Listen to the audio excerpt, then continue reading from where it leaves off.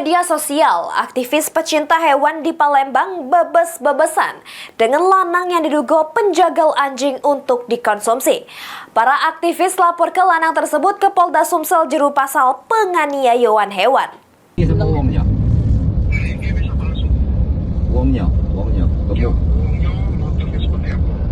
Itu sudah bebui-bui anjingnya. Ada yang berdarah. Aktivis pecinta hewan di Palembang bebes lanang yang gawa 8 anjing dengan kondisi mulut sama kaki terikat. Dimasuk ke jeru karung melintas di Jalan Kolonel Haji Berlian, Palembang. Diduga lanang itu pengepul atau penjagal anjing untuk dikonsumsi.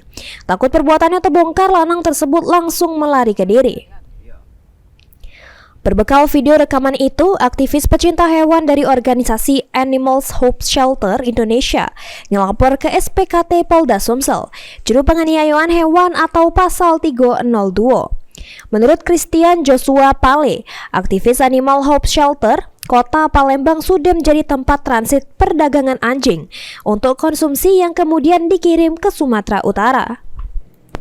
Christian mendesak pemerintah Sumsel, khususnya Palembang, untuk menerbitkan peraturan daerah larangan konsumsi daging anjing atau memperjualbelikan anjing untuk konsumsi.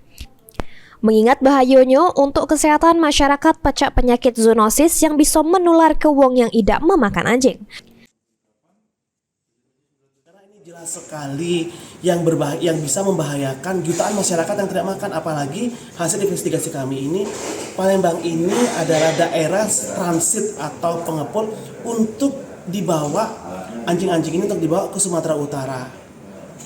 Nah, ini sangat berbahaya. Semoga aja dengan adanya kasus ini bisa membuka mata pemerintah kota, pemerintah provinsi untuk lebih peka, lebih aware supaya bertindak sebelum terjadinya kejadian yang luar biasa. Kan belum ada kasus rabies di Palembang.